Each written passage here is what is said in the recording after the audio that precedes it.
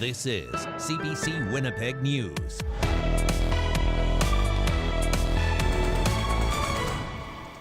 Good evening. Thank you for joining us. A Winnipeg man accused of killing 4 Indigenous women was in court today. Jeremy Skibicki pleaded not guilty to 4 counts of first-degree murder. And in an unusual move, lawyers argued over whether his trial next year should be heard by a jury or a judge. CBC's Caitlin Gowerlich has the latest. A large Winnipeg courtroom was packed today with family members and supporters of the women Jeremy Skibicki is accused of killing. Many of them wearing ribbon skirts or shirts with the women's faces on them. Skibicki appeared in court and pleaded not guilty to first-degree murder in the deaths of Mercedes Myron, Morgan Harris, Rebecca Contois, and an unidentified woman given the name Mushkode Bishikiekwe-Iban, or Buffalo Woman. The case was automatically slated to be heard by a jury because it involves murder charges, but Skibicki asked the Crown to allow a trial by judge. They refused. Now, his lawyers are arguing it's unconstitutional that they need the Crown's okay to have a judge-alone trial. The Crown says there's a high public interest in having a jury decide the case. The judge reserved his decision in whether to allow a judge-alone trial. Caitlin Gowerlich, CBC News, Winnipeg. Now, family members of the women who were killed told CBC News they will not be speaking to the media during this pre-trial this week. So Caitlin spent time with them last week to see how they're feeling. Melissa Robinson is walking the path to justice for her cousin, preparing for what she'll hear at the pretrial for the man accused of killing her. Jeremy Skibicki is charged with first-degree murder in the deaths of Morgan Harris and 3 other women, Mercedes Myron, Rebecca Contois, and an unidentified woman the community has named Mushkode Bishikiekwe-Iban, or Buffalo Woman.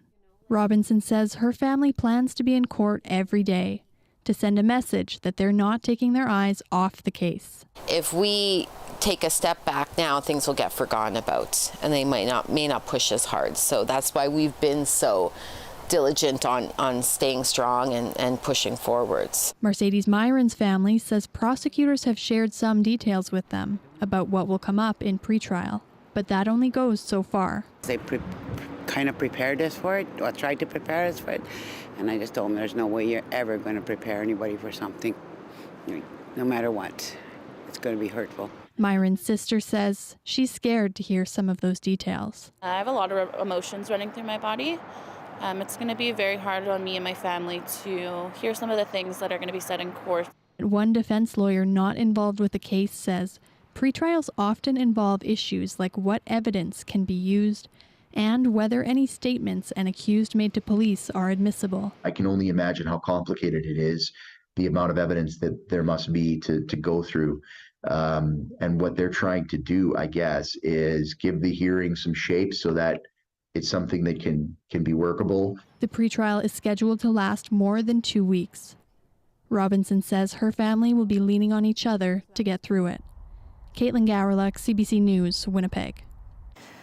Well, after 6 days of dropping hints, Manitoba's NDP government made it official. It wants the federal government to remove the carbon tax from natural gas used for home heating. CBC's Bartley Kivas reports. Manitoba Premier Wab Kinew attending his First Minister's meeting in Halifax, where every premier in Canada called on Ottawa to remove the carbon tax from all home heating. The Prime Minister effectively offered homeowners in Atlantic Canada this break 2 weeks ago when he announced no carbon tax on home heating oil. The premiers of Alberta and Saskatchewan demanded the same for natural gas. Kinew joined the other prairie premiers today. So just to be clear, you're asking for a carve-out on home heating fuel for Manitoba as well? Correct. Kinew cast doubt on the effectiveness of the federal carbon tax. We all care about climate change, and I think we would love it if there were a silver bullet on climate change. But the carbon tax is not a silver bullet when it comes to climate change.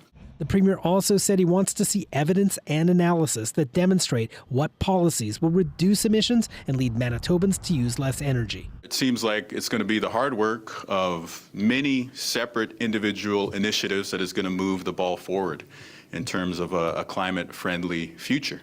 Canoe said Manitobans need financial help while inflation's still high, adding working class and middle class Manitobans can only make climate-friendly decisions when they can afford to do so. In asking the feds to remove the carbon tax from all home heating, Canoe effectively continues a position put forward by former Premiers Heather Stephenson and Brian Pallister. Manitoba Progressive Conservatives say it's better late for Canoe than never. It's unfortunate that he has to wait for other leaders to step up when Manitobans need him to take the charge on this and make life more affordable here in Manitoba.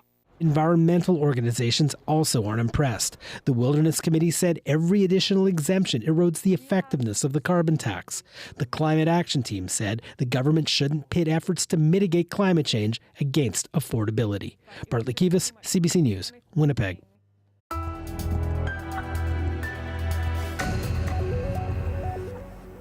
A Winnipeg pizza franchise has come under fire by a number of people who bought into the business. They say Fast Fired by Carbone was sold to them as a profitable brand when it wasn't for them. They're speaking out now to warn others from buying into the franchise. The I-Team's Caroline Bargout has the story.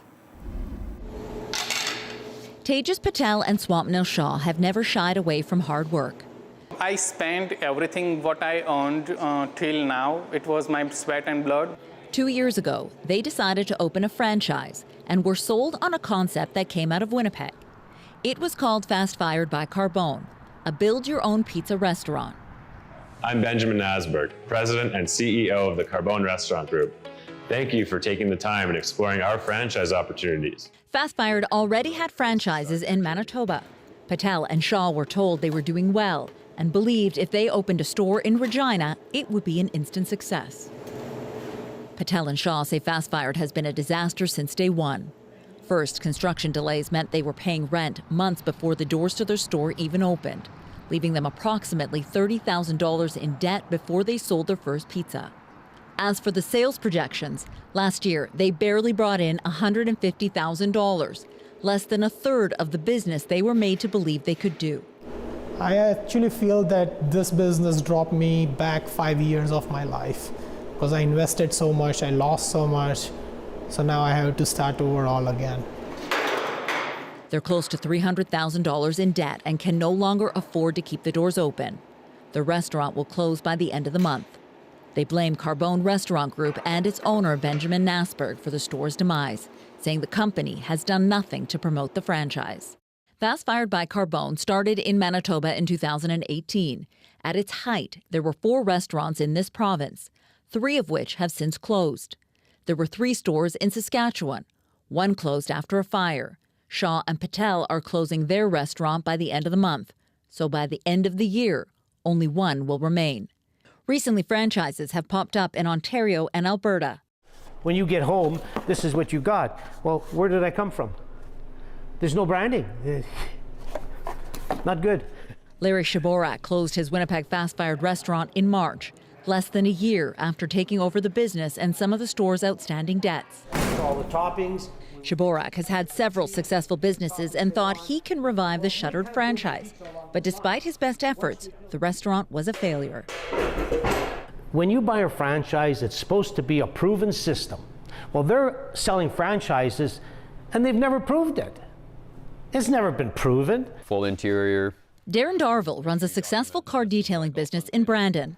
In April 2022, he decided to take over a Fast Fired franchise after the previous owner gave up. He says at first it was doing really well because of word of mouth, but that didn't last long. We're up against all these pizza stores, and they're all doing weekly handout flyers. They're doing social media marketing. They're doing all this marketing. He says the only advertisement he's ever seen from Fast Fired was looking for franchisees. Darville walked away from the business after just 6 months. Nasberg says his company has done print media campaigns, radio ads, and local community outreach to advertise new locations. A review of Fast Fired's Facebook ads shows the only ones currently running are to sell franchise opportunities. We're going to use it for marketing. Natalia Stewart is Carbone's former marketing manager. She was hired in October 2021 in BC. Shortly after, she started reaching out to franchise owners. They were upset because they didn't have any support. They didn't have anyone to call. They didn't have any marketing material. They didn't have any way to increase their revenue. They were struggling. Eventually, there wasn't even money to pay employees. By January 2022, Nasberg held a meeting and told staff he would need to defer salaries for 6 weeks.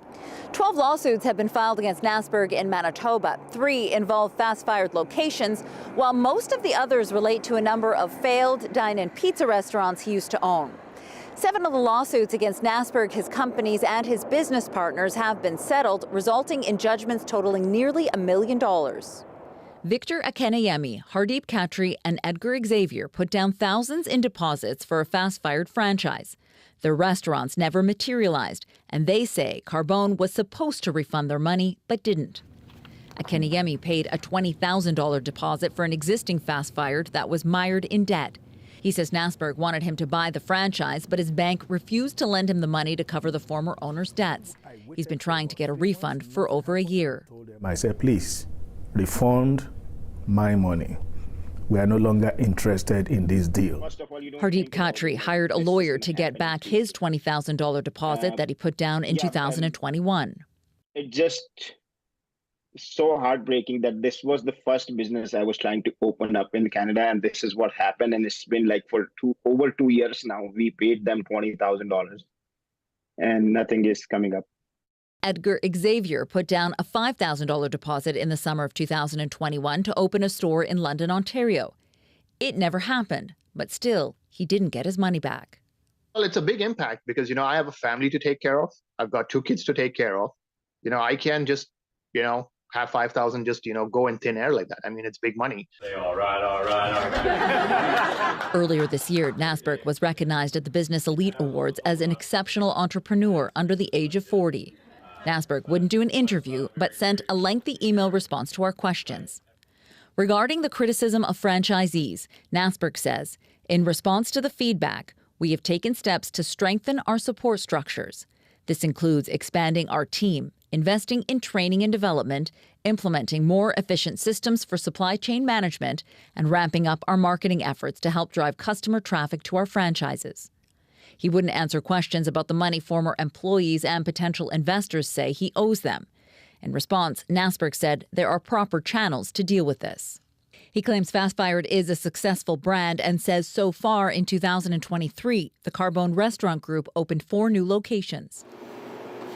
It's too little too late for Tejas Patel and Swapnil Shah. Once they close their store, they'll have to declare bankruptcy. They hope by sharing their story, they can save another person from getting burned by Fast Fired. Caroline Bargout, CBC News, Winnipeg. If you have a tip for our I-Team, you can call our confidential tip line 204-788-3744 or email iteam@cbc.ca. If you've ever gone fishing, you may remember the thrill of catching your first fish. CBC traveled to the island lake community of Garden Hill recently to join a group of young people as they lay nets for the first time and then return the next day to retrieve them. Jack Harper was there to show them the ropes. He uses hands-on learning to teach students how to live off the land and keep traditions alive. CBC's Aaron Broman and Tyson Koscheck bring us this story. We're gonna go fishing!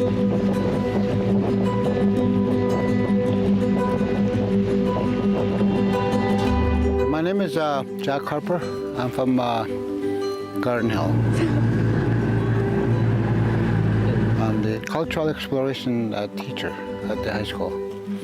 It's an outdoor event, activities that I do. When you see 4 walls in the classroom, you don't see anything out there. So this is a good place to get them to do a hands-on learning. I like being outside. I just like watching them fish. But I never really went fishing. Okay, who's next on that? Okay, you gotta take it out. Yeah. Grab the eye. I don't want to grab the eye. Yeah, grab the eye. I'm scared.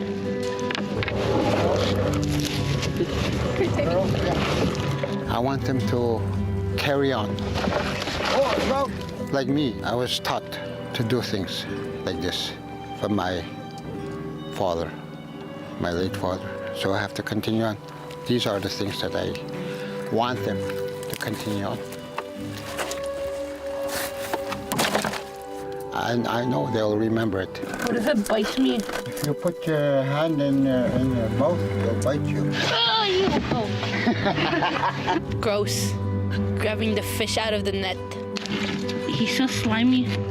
That claw thingy. Oh my God, the back. See that back? It's just sharp thing if you go like that. They go home and I learned this over there. I'm pretty sure they're gonna tell their parents. Almost there. Like I like to continue on with what I was taught. Imagine when you fish with I felt like the fish is gonna bite me. What about for you, Jared? What did you think that was like to get the fish out of the net? It was. Was it heavy? Yeah. Yeah. Really heavy. Have you done that before? No. And then you kiss the fish. I'm just kidding. I'm just kidding. Oh, good luck. Just kidding.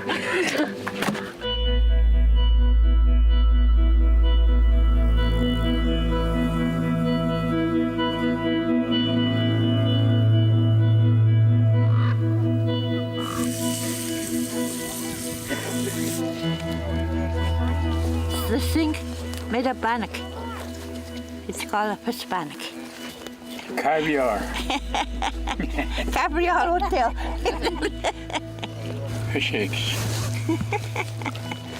What's the word for fish in your language? Gnose. Gnose. Gnose. That's how you take the bone out.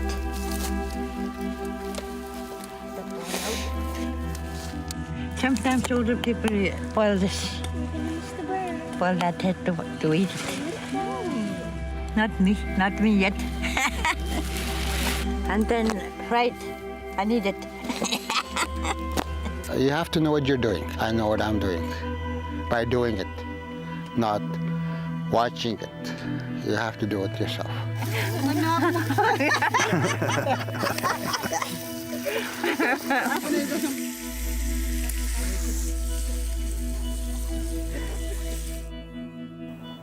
Some beautiful images there for our Tyson Kostyk. Thank you for that. Another vacant home in Winnipeg went up in flames this morning. Firefighters were called to a house on Selkirk Avenue near Sergeant Tommy Prince Street just after 7:30 this morning. They evacuated neighboring homes as a precaution. Firefighters say the two-story house is now a complete loss. Arrangements are being made to have it demolished. A 27-year-old man who was shot on Portage Avenue over the weekend has died. Police have identified him as Lawrence Evan Pruden. He was shot around 1 Sunday morning. A second man is recovering in hospital. Police closed Portage Avenue near Parkview Boulevard for more than 12 hours after the shooting. A gray car was on the scene with what appeared to be blood visible inside and outside of the car. No word of any arrests. The homicide unit is investigating, and police ask anyone with information to contact them. Now, officers have made an arrest in the death of a man on Wednesday in Point Douglas. The two 20-year-old suspects, both women, have been charged with second-degree murder. 33-year-old Derek Carl Stevenson was found dead in a suite on Austin Street North in Point Douglas. Police say he and the two suspects had been socializing there when a physical fight started. They say the women assaulted Stevenson, causing fatal injuries. When officers were called to the suite at around 2:30 in the morning Wednesday, they found Stevenson's body. Sherilyn Ashley Dumas and Kaliana Grace Keeper have been charged with second-degree murder. Anyone with video surveillance or information that could help investigators is asked to give police a call. Technologies developed right here in Manitoba could help people live on their own, in their own homes, longer. The University of Manitoba and Health Sciences Centre Foundation will spend $3 million to research tools which could help people retain their independence. Jackie Rapat is the project chair. She says people need access to communication and mobility services, which would allow them to live alone in their homes. The research will also look at technologies that can help open doors and control TVs, lights, and blinds. ensuring that they're able to get around. We can ensure that they have access to the support services that they might need. We can make sure that they are living safely and allowing them to control things within their environments, to be able to access doors or access other supports that they might need. Jackie Rapat says they'll be testing out the technologies at a new smart suite in the rehab hospital. Dungeons and Dragons fans in Winnipeg took their passion for this role-playing tabletop game to a new level this weekend. They played D&D, a single campaign, for 25 hours without sleeping to raise money for charity. Scott Thompson and Chad Henderson organized the marathon. They and 4 others played a D&D campaign in the production room at Kilter Brewing. It was all live streamed on the video platform Twitch. Thompson says they wanted to raise $3,000 for the Children's Hospital Foundation of Manitoba. I've done a number of marathons like this in the past. Some of them have been D&D, others have been improv marathons, all fundraisers. And this has been a great one, both in terms of fundraising and in terms of enjoyment and just general survivability. And they even surpassed their fundraising goal, collecting about $4,500.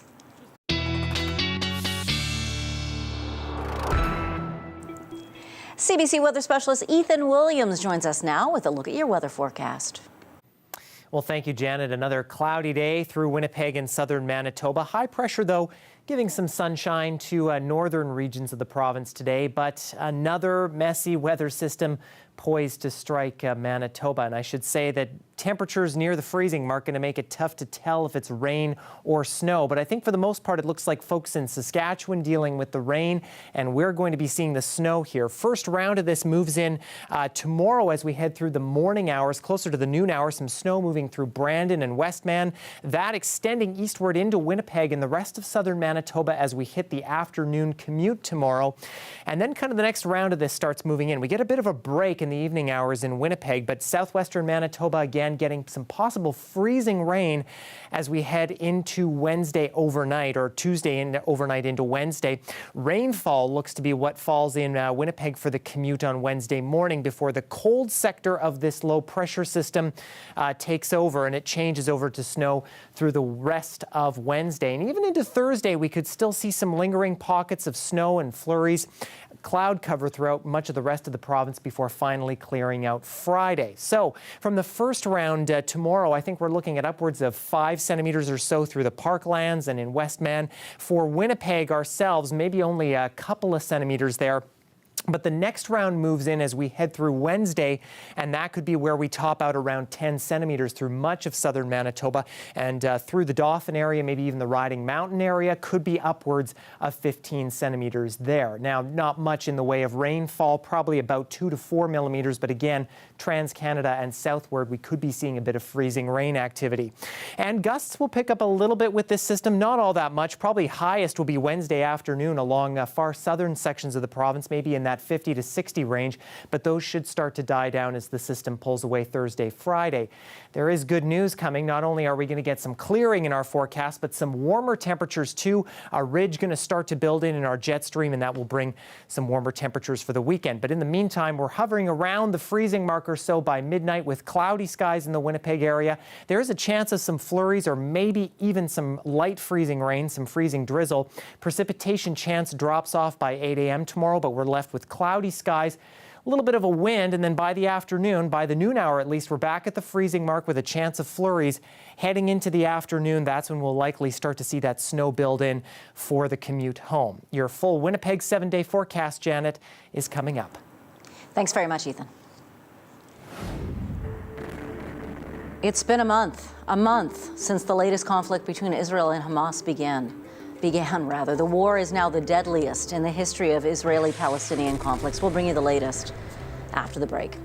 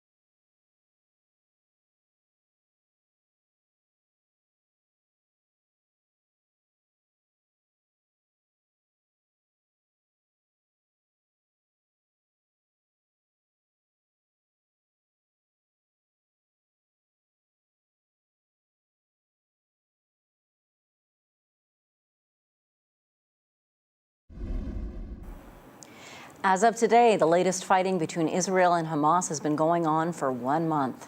Israel's attacks are intensifying and its military is pressing ahead with its ground incursion into Gaza. This war has become the deadliest in the history of Israeli-Palestinian conflicts. We want to warn you, some of the images in this story may be upsetting. CBC's Susan Ormiston has the latest. In a month of bombardment, 2 grim records.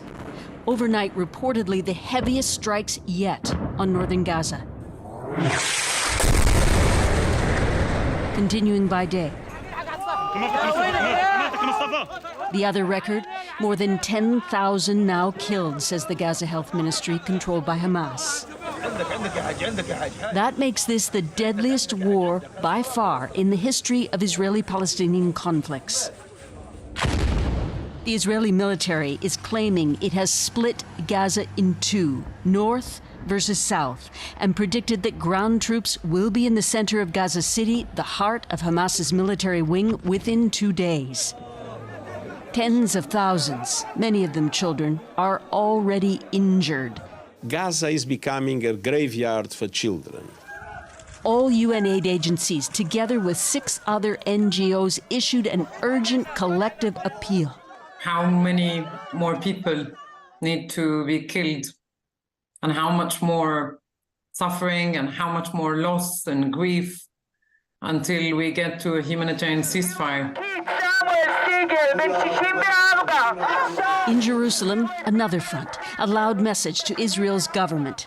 The Knesset just within view, get the hostages out before the military lays waste to more of Gaza.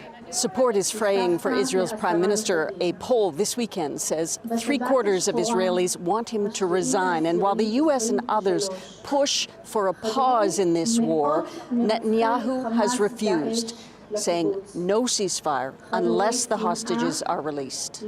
When they say no ceasefire without the hostages, what I understand is we're not going to get the hostages until the end of the war. Jonathan Zeigen hasn't heard from his mother in a month. Vivian Silver, a Canadian Israeli, is believed to be held by Hamas in Gaza. I'm very sad and fearful for their well-being. That's the problem we're in now, because the Israeli government decided to go in to try and solve it by force. There is pain here too. Memories of the 1,400 Israelis killed by Hamas a month ago at Jerusalem's Western Wall, reaching out, tracing their names, etched in stone and on their hearts. A shared longing for what was before all this. Susan Ormiston, CBC News, Jerusalem. It's been another day stuck behind a closed border point for Canadians trying to get out of Gaza. Global Affairs Canada now says it will likely be tomorrow before they can leave. Yeah, well, and apparently they're like... The Rafah border crossing between Gaza and Egypt was closed over the weekend due to escalated fighting. It reopened today, but Canadians are not among those being allowed through currently. About 400 Canadians are waiting there to leave. The Palestinian Border Authority says the Egyptian government has not provided a list of Canadians who are authorized to exit Gaza. There's also a backlog of other foreign nationals waiting to leave. They may have to be cleared before Canadians are allowed out. Well, as you saw a bit earlier in the program, Manitoba is joining other provinces in demanding the Prime Minister extend carbon tax exemptions for home heating. Justin Trudeau recently exempted home heating oil, which will mainly help people in Atlantic Canada. Premiers in other provinces say that isn't fair. Ashley Burke has more on their unanimous call for action. The Honourable Leader of the Opposition. The Conservatives leader wants to axe the carbon tax on all forms of home heating. Will the members for Thunder Bay be given a free vote on our motion to take the tax off and keep the heat on? Veuillez bien se lever. Today, he put it to a vote. In a rare move, the government's key partner, the NDP, gave its support. I'm always very uncomfortable in any moment where I'm seen in any way voting alongside the Conservatives. The NDP's leader says the Conservatives don't have a climate plan, but he had to reject the Liberals' approach. With our ministers. More than a week ago, the Prime Minister announced an exemption on home heating oil from the carbon tax for 3 years, a move that will help many in Atlantic Canada, where the Liberals are flailing in the polls. It was really divisive to say one region gets help because they voted Liberals and other regions don't because they didn't vote Liberal. I mean, we've got to reject that. The Bloc Québécois didn't reject that, and the vote didn't pass. Justin Trudeau has set us up for the carbon tax election. More pressure at a time when premiers are speaking out too. If they're going to give the Atlantic provinces a break, they need to give everyone a break across the country. During a meeting in Halifax, premiers said they were united in calling for the federal carbon tax to be fair. The carbon tax is not a silver bullet when it comes to climate change. All this is doing is just causing unfairness. Extend this carbon tax pause to home heating oil, but also extend it to other forms of electricity. The government insists it's not picking favorites. I don't share that view that we're playing unfairly in terms of regional representation. The Prime Minister has said no to any more carve-outs, but tomorrow senators are voting on a critical private member's bill. It proposes exempting farmers from the carbon tax to dry their grain. If the Senate votes in favor, it would then go to the House for approval. Ashley Burke, CBC News, Ottawa. Donald Trump testified under oath today at his high-profile civil trial in New York. The former U.S. president is accused of using questionable accounting practices to inflate the value of his properties. Both Trump and the New York Attorney General who brought the case against him commented on their way out of court. See what a scam this is? This is a case that should have never been brought. It's a case that should be dismissed immediately. At the end of the day, the documentary evidence demonstrated that, in fact, he falsely inflated his assets to basically enrich himself and his family. Trump was pressed about the values of his properties and his role in those appraisals. The testimony got off to a contentious start when the judge admonished Trump to keep his answers concise. Next to testify is Trump's daughter, Ivanka, on Wednesday. More measures will be taken to try to improve the air quality in smoggy New Delhi. It has been deemed dangerously unsafe for a third consecutive day. Salima Shivji has more. The thick layer blankets India's capital. Toxic smog at more than 100 times the level deemed safe by the World Health Organization, covering every corner of Delhi for days now. And it's expected to stay this way. Primary schools across the capital will be closed all week, and the use of cars restricted next week. The plea from health officials is to stay indoors to avoid major health consequences. Once we step out, we are in fact stepping into a gas chamber. The gas chamber, why I'm saying is that because the effect of poisonous gas or all these noxious toxic gases are really harming us, each and every part of the body. Not just the lungs, he says, but also seeping into the blood. The air so harmful that elite cricket players had to practice ahead of their World Cup match with masks on. Asthmatic players skipped the session altogether.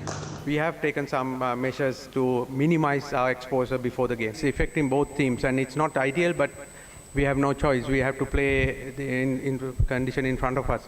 And so here we go. It's a tremendous... The match went ahead as planned despite the risks, with many fans also braving the pollution. Please, please, please mask up. It's important to stay healthy, at the same time enjoy the game of cricket. Nothing can stop us. I mean, that is why I'm here with a mask on, to support the best team. And because they're used to it. Delhi's season of smog hits every year like clockwork.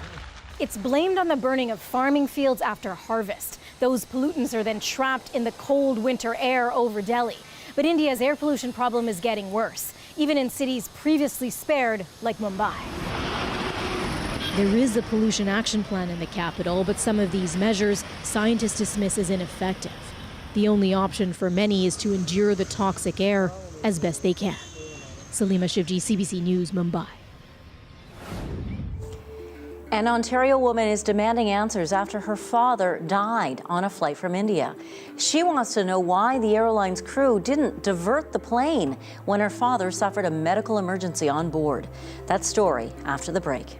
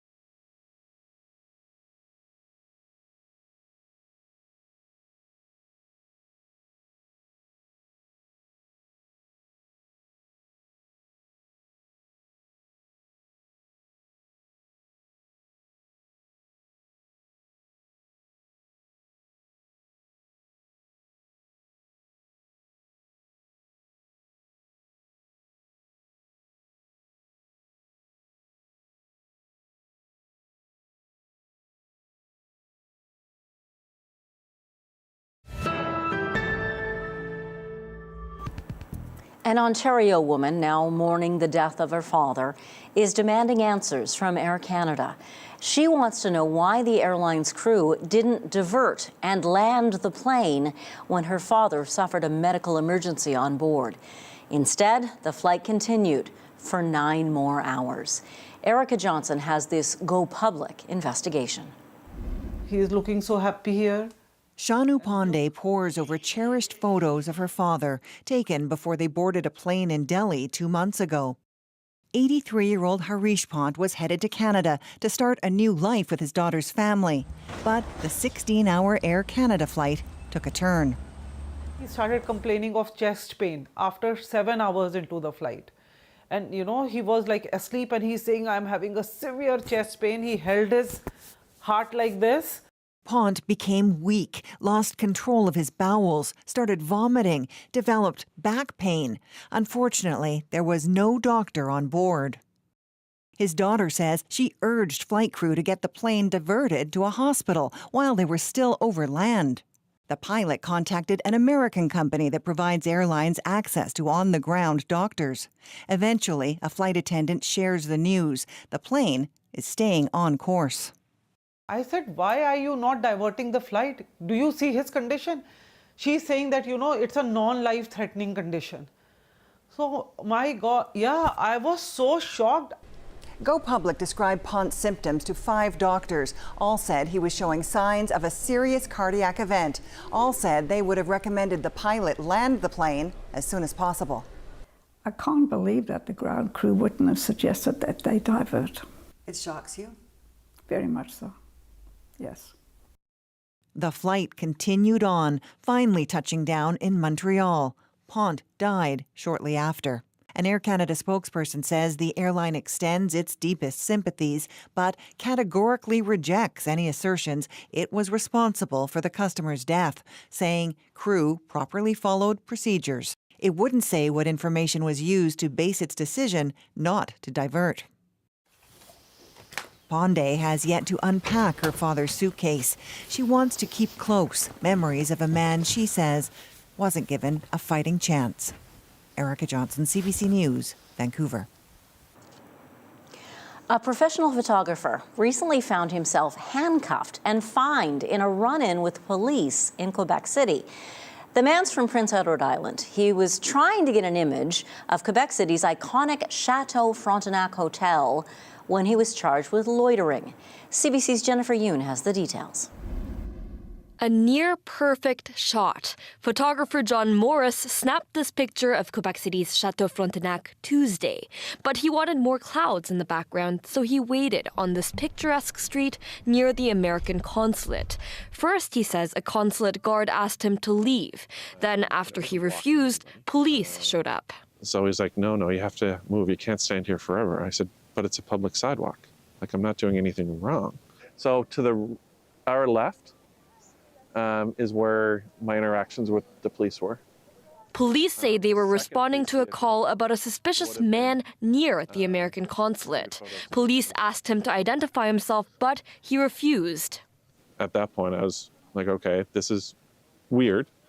I'm going to take out my camera, take out my phone, and film this. And at that point, they said, put your hands behind my back. Morris was fined $230 for breaking a bylaw preventing loitering. It's absolutely crazy that you would be given a fine for waiting for clouds on a public sidewalk. I'm a professional photographer. I do this for a living. The article that prohibits loitering is very vast. This lawyer fights hundreds of loitering tickets per year. Loitering, as I said before, means everything and nothing. You can be a tourist just looking at the sky, looking at the building, enjoying the city, and you would be loitering. Police say it's up to officers' discretion if they fine or arrest someone for loitering, and that it's done on a case-by-case basis. Morris says he has already pleaded not guilty and intends to contest his ticket. I mean, it kind of does make you question, like, what are the rules of being on a public sidewalk in Canada anymore, if that's what happened? And he never did get that perfect shot. Jennifer Yoon, CBC News, Montreal. Looking for ways to connect with others and lend a hand? The Christmas Cheer Board expects record requests for help this holiday season. My conversation with the executive director after the break.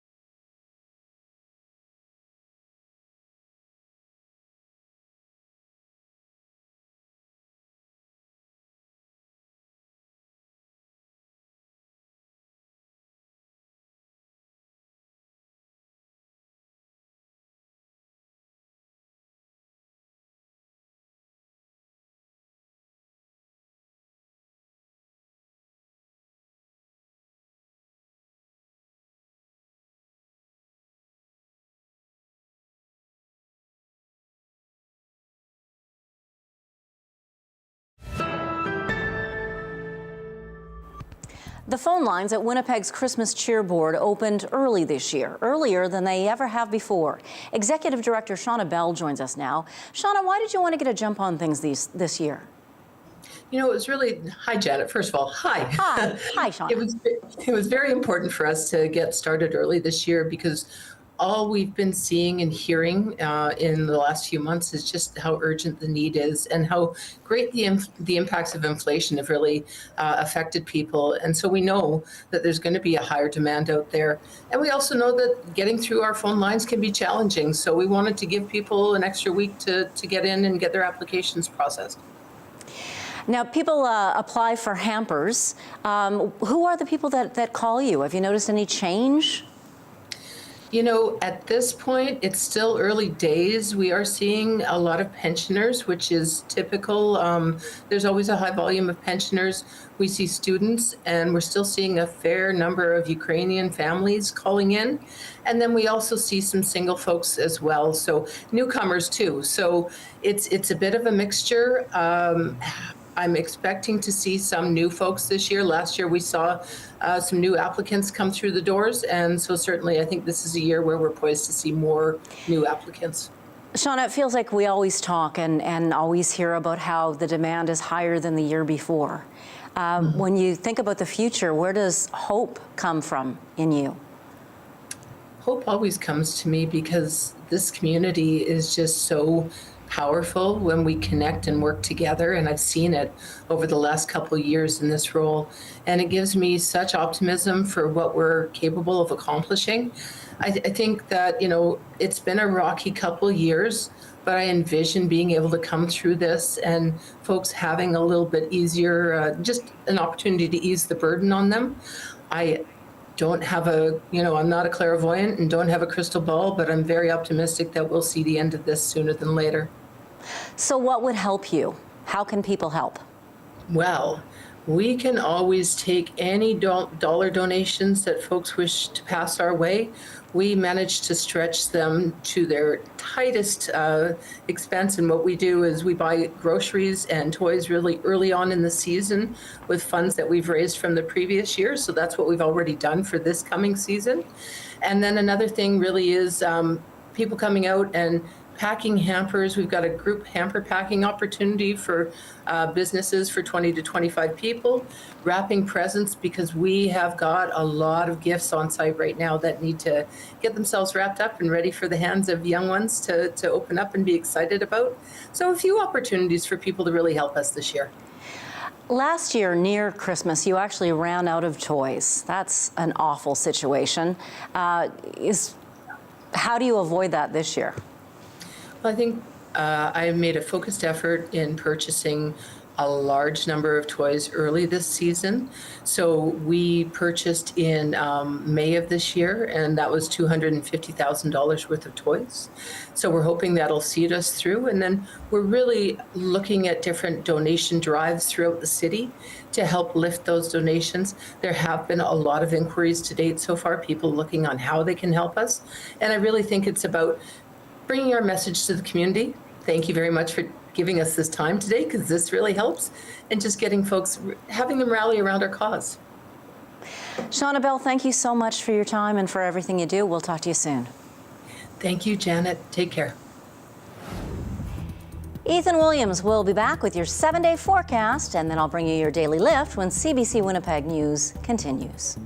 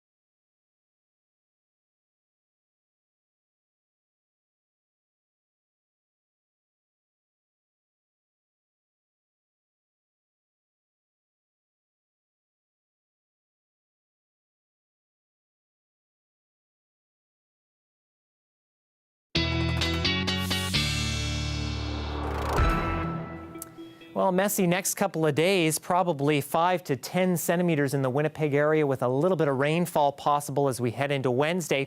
Thursday just left with some flurries and a bit of breezy conditions, but finally the sun likely coming out for Friday and lots more after that for the weekend. A little bit breezy on Sunday, but those temperatures starting to warm up and even those overnight lows as well. So a little bit of unsettled conditions over these next few days, Janet, but we'll certainly take that sunshine and warmer weather. Yes, we will. Thanks, Ethan.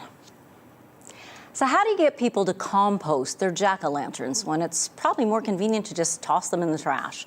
You make composting fun. Compost Winnipeg held its 3rd annual pumpkin drop on Saturday. People came out to drop their jack-o'-lanterns off the 2nd level of the Polo Park Shopping Centre parkade. The drop is your daily lift.